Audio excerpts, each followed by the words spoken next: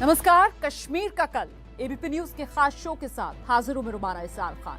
आज के हालात जैसे हैं उसमें कश्मीर किसी स्वर्ग का नाम नहीं है, बल्कि कश्मीरी पंडितों के साथ हुई त्रासदी के नाम से ज्यादा जाना जा रहा है। हाल के कुछ दिनों में जिस तरीके की घटनाओं से कश्मीर में बचे कुचे चंद कश्मीरी पंडितों की हत्याएं कर दी गईं, उससे कश्मीर को लेकर सरकार की जो पॉलिसी है वो अधूरी भी और अर्धसत्य भी लगने लगी। कश्मीर के इसी अर्धसत्य पर आज चर्चा करने के लिए दो खास मेहमान हमारे साथ मौजूद हैं। कश्मीर समस्या पर लिखी किताब रिफ्यूजी कैंप के मशहूर लेखक, मीडिया में बड़े पदों पर रह चुके कश्मीरी पंडित आशीष कौल साहब हमारे साथ मौजूद हैं। सेना में 20 साल तक कश्मीर समेत कई जगहों पर अहम पदों पर रहे मशहूर रक्षा विशेषज्ञ कर्नल दानवीर हमारे साथ स्टूडियो में मौजूद हैं। आज हम अनुच्छेद 370 और 35A के हटने और जम्मू कश्मीर के बंटने के बाद के अर्धसत्य का पूरा सच क्या है, इसी को सामने लाने की कोशिश करेंगे। तो बहुत स्वागत आप दोनों का एबीपी न्यूज के इस खास शो में। मैं आप दोनों से मुखातिब हूं, उससे पहले जरा दर्शकों को दिखा देते हैं कश्मीर के हालात को बयां करती ये pin pointed report. Jammu Kashmir में पाकिस्तान का आतंक अब आखिरी सांसें गिन रहा है। ये तस्वीरें हैं आतंकवादियों के इनकाउंटर की।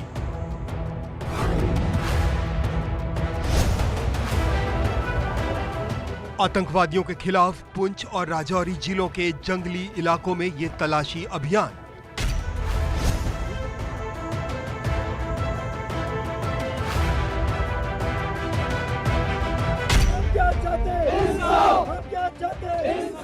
पिछले कुछ दिनों में आम कश्मीरी पंडितों और सिख समुदाय के लोगों को निशाना बनाने की वारदात के बाद सेना के 7 जवानों की हत्या में शामिल आतंकवादियों का भी सफाया शुरू हो चुका है।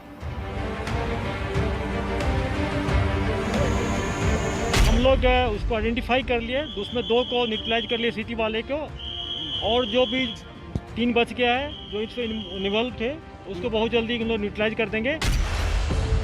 देश की खुफिया एजेंसियों को भी पुख्ता जानकारी मिली है कि जम्मू कश्मीर में कश्मीरी पंडितों और गैर मुसलमानों पर हाल में हुए हमलों के पीछे ISI की सोची समझी साजिश है, और ये साजिश कश्मीर में बड़े पैमाने पर अस्थिरता पैदा करने के लिए की गई है।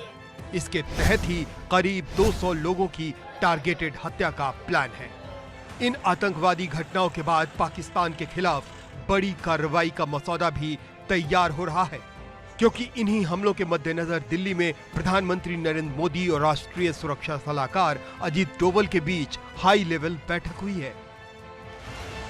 तो आपने खुद देखा, कश्मीर एक बार फिर से धधक रहा है, और इस बार ये जो आग है वो गम की नहीं है, ये आग गुस्से की ज्यादा है। अब सवाल यह है कि जम्मू कश्मीर जो कि अब एक केंद्र शासित राज्य में तब्दील हो चुका है, और केंद्र में एक ऐसी मजबूत सरकार है जो दावा करती है कि कश्मीर को आतंक मुक्त बनाने के लिए वो हर कदम उठाने को तैयार है, तो फिर हाल के दिनों में कश्मीर में हालात क्यों बिगड़े? आखिर क्या है कश्मीर में अमन के दावों और हकीकत का फर्क? इस सिलसिले को शुरू करते हैं। हमारे साथ कर्नल दानवीर मौजूद हैं जो आपके सामने रखेंगे कश्मीर में चल रही सरकारी कोशिशों का वो सच जो हम आप लोगों को समझ आता है, और साथ ही आशीष कौल साहब सामने रखेंगे उस सच का वो असली पहलू जो एक कश्मीरी पंडित और इस मुद्दे पर गहरी समझ रखने वाले लेखक के तौर पर उनके लिए मायने रखता है। तो कर्नल दानवीर, पहले आप। देखिए रोमाना, मैं 20 साल फौज में नौकरी करी, और इस 20 साल के दौरान तकरीबन 8 साल मैंने कश्मीर घाटी और लाइन ऑफ कंट्रोल के ऊपर नौकरी करी। मेरे को याद है कि उस समय सूफीज़म के ऊपर बहुत भारी दबाव था, रेडिकलाइजेशन बहुत चरम पर था, लेकिन अब हम देखते हैं कि सूफीज़म दोबारा से वापस आ रहा है, दोबारा से चर्चा हो रही है, हिंदू मुस्लिम यूनिटी की भी बातें और मिसाल दी जा रही है। धारा 370 को भी हटा दिया गया है और 35A भी हट गया है, जो कि विभाजनकारी कहा गया है, और उसके अलावा लाइन ऑफ कंट्रोल के ऊपर घुसपैठ भी कम है, आतंकवादियों को भी दबा के मारा जा रहा है। तो लेकिन ये समझ नहीं आ रहा कि जब ये सब हो रहा है तो कश्मीरी पंडितों के अंदर भरोसा होना चाहिए, भरोसा क्यों नहीं है, इसके पीछे क्या है, ये समझ नहीं आ रहा। तो एक कश्मीरी पंडित के तौर पर आपके क्या व्यूज हैं आशीष कौल साहब? देखिए रोमाना, सबसे इम्पोर्टेंट चीज़ ये है कि कश्मीर के नाम पे क्या हो रहा है। कश्मीर की प्रॉब्लम में कश्मीरी पंडित हैं, लेकिन सोल्यूशन में नहीं है। पिछले जब से आर्टिकल 370, 35A ये सारी किस्से कहानियां हुई, उसके बाद से आज तक ग्राउंड पे क्या बदला है? तब भी कश्मीरी पंडित मर रहे थे, आज भी मर रहे हैं। एक हाथ से आप उनको रोटी दे रहे हैं, दूसरे हाथ से गला दबा रहे हैं। कि खुद पंडित जवाहरलाल नेहरू भी एक कश्मीरी पंडित थे। राहुल गांधी हाल तक ये बताते रहे हैं कि वो कश्मीरी पंडित हैं, जनेऊ दिखाते हैं अपना। एक बार जरा राहुल गांधी का बयान भी सुनिए। डेलीगेशन में हमारे कश्मीरी पंडित भाई आए, इसी डेलीगेशन का मैं भी एक भाग हूं, मेरा परिवार भी कश्मीरी पंडित है। जी, तो इस पर क्या कहेंगे आप आशीष? देखिए, हर ताश की गड्डी में एक जोकर होता है जो बड़ा इंपॉर्टेंट आदमी होता है। राहुल गांधी और गांधी परिवार, ये कांग्रेस पार्टी पॉलिटिकल गड्डी का वो जोकर है जो किसी लायक नहीं है। इनसे अच्छे तो जुनैद मट्टू है, जिनका ट्रांजिशन मैंने पिछले 8 साल में देखा है। He at least showed spine to condemn जो हुआ कश्मीरी पंडितों के साथ में, वो सबसे पहला था। इन तमाम विकल्पों पर हम चर्चा करेंगे, लेकिन उससे पहले कश्मीर में पंडितों की जमीन वापसी के लिए पोर्टल बना। जो पोर्टल बना, वहां गवर्नर मनोज सिन्हा की अगुवाई में सरकारी तंत्र जिस गति से काम कर रहा है, अब तक 1000 लोगों को जमीनें वापस दिलाई जा चुकी हैं। हाल में जो पाकिस्तान का पिस्टल प्लान शुरू हुआ है, निहत्थे आम कश्मीरी पंडितों को चुन चुनकर जो निशाना बनाया जा रहा है, वो भी उसी का एक रिएक्शन माना जा रहा है। रिपोर्ट देखिए जरा। जैसा 370 हटाने के बाद जो अन्याय भेदभाव चल रहा था वो रिस्टोर हो रहा है, धीरे धीरे वो अन्याय चला गया, उसकी जगह न्याय स्थापित हो गया। ऐसा एक एक बात हो रही। वैसे कश्मीर के बाशिंदे हैं, उनको बाहर खदेड़ा गया, वो वहां स्वाभिमान संपन्न होकर अपने सुरक्षा के प्रति आश्वस्त और समर्थ होकर भारत के बनकर रह गए, अपनी पूजा सुख से वहां कर सके, ऐसा वातावरण वहां बने और लोगों की वापसी हो, वहां बच जाए। जम्मू कश्मीर की अगर हम बात करें, चाहे कई दशकों से यहाँ मिलिटेंसी रही, मगर यहाँ का भाईचारा बहुत मशहूर रहा। चाहे हिंदू हो, मुस्लिम हो, सिख हो, हर मजहब के लोग एक साथ मिलकर रह रहे हैं। मगर पिछले कुछ दिनों से लगातार हम देख रहे हैं कि कश्मीरियत पर हमला भी इसको कह सकते हैं और इंसानियत पर भी इसको हम हमला कह सकते हैं। कश्मीरियों को वापस बसाने की जो सेंट्रल गवर्नमेंट की पॉलिसी थी, उसको देखते हुए कि कहीं ना कहीं ये लगता है कि वो वापस कश्मीरियत जो है वो वापस कश्मीर की ओर जा रहे हैं। तो कहीं ना कहीं एक फिर वापस आतंकवादी जो है दहशत फैलाना चाहते हैं कश्मीर के अंदर। वो चाहते हैं कि अगर दहशत फैलाई जाएगी तो कश्मीरी जो हैं लोग वो वहाँ से अब भागेंगे, क्योंकि पंडितों को वहाँ पे बसाने की कोशिश जो है वो सेंट्रल सरकार कर रही है। कश्मीर में अचानक पंडितों और सिख समुदाय के लोगों पर बड़ी हिंसा की एक वजह बताई जा रही है 1990 और उसके बाद पलायन करने को मजबूर अल्पसंख्यकों की जमीन जायदाद की वापसी की सरकार की कोशिश। में जो यहाँ पर जो किलिंग हुई है, जो हालात अभी भी ख़राब है, 5 दिन पहले भी जो किलिंग हुई थी, यहाँ पर हिंदू मुस्लिम सिख जैसे मारे गए हैं और सरदारनी भी मारी गई है, और गवर्नमेंट कहती है कि उनको वापस आ जाओ, जो यहाँ से पलायन कर कुछ फैमिलियाँ गई है।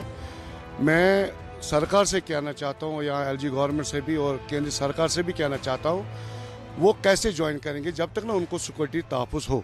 सिक्योरिटी के बगैर वो कैसे कर सकते हैं ज्वाइन यहाँ पर? हाँ, सिक्योरिटी रखिए आप और वो आएंगे। आना तो पड़ेगा, डरने वाली बात कोई। डर है, मैं कहता हूँ डर है, हर आपको भी डर है, मुझे भी डर है, सबको डर है। हिंदू मुस्लिम यहाँ भी जो भी है, डर में ही सब जीते हैं। सुबह निकलते हैं घर से, क्या पता शाम तक क्या हो जाए। तो ये रिपोर्ट आपने देखी। मैं ये समझना चाहती हूँ आशीष, इन हालात पर अब आप क्या कहना चाहेंगे? सरकार की तरफ से तो कोशिशें की जा रही है। रुमाना, ये सोडा, ये इसको कहते हैं पॉलिटिकल सरोगेसी। आप सोडा वाटर की जगह पे शराब बेच रहे हैं। ये portal banana, this is all. मैं जो कह रहा था कि ये उत्सव प्रेमी सरकार की उत्सव धर्मिता है। मुझे बताइए कि अगर कोई जमीन बिकी है, जब तक उसको लॉ एनफोर्स नहीं करेगा, ये तो एक पोर्टल है। ऐसी तो सरकार ने कई कोशिश की। वो जैसा मैं कह रहा था, टैक्स बॉक्स चेक हो रहे हैं कि हमने आर्टिकल 370 हटा दिया, हमने ये कर दिया, हमने वो कर दिया, आओ और मरो। 1990 का साल याद आ जाता है। 1990 में कश्मीर के मुख्यमंत्री तब फारूक अब्दुल्ला थे, और फारूक अब्दुल्ला 1990 में जब रातों रात कश्मीर से एक तरीके से मजबूर हुए थे कश्मीरी पंडित अपना घर बार सब कुछ छोड़कर वहां से भागने के लिए, अपनी जान बचाने के लिए। फारूक अब्दुल्ला साहब, तब दर्शकों को भी याद होगा कि वो बावजूद इसके कि मुख्यमंत्री थे, इंग्लैंड भाग गए थे। लेकिन इस बार ऐसा लग रहा है कि इतिहास की गलती वो सुधारने की कोशिश कर रहे हैं, क्योंकि खुद फारूक अब्दुल्ला ने बड़ा इमोशनल और एक कड़ा बयान भी दिया है। दिखाते हैं आपको फारूक अब्दुल्ला क्या कह रहे हैं।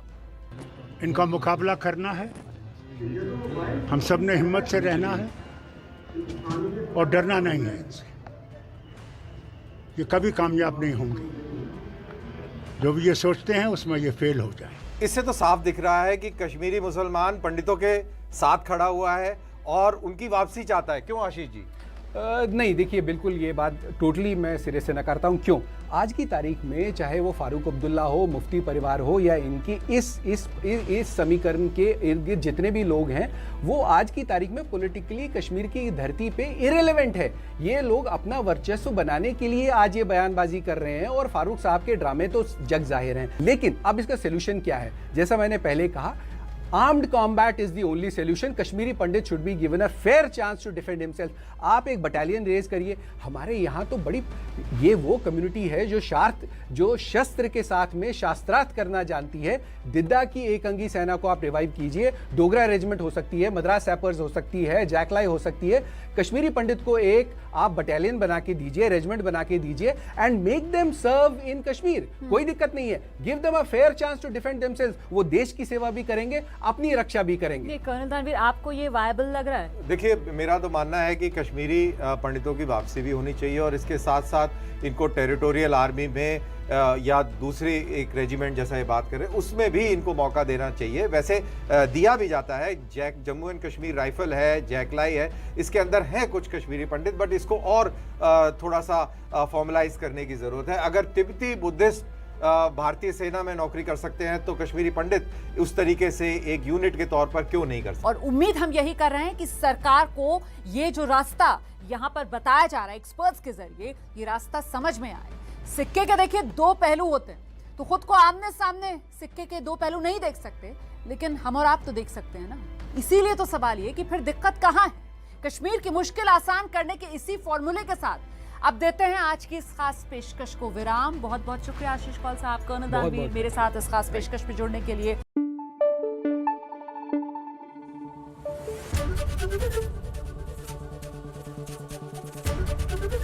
एबीपी न्यूज आपको रखे आगे।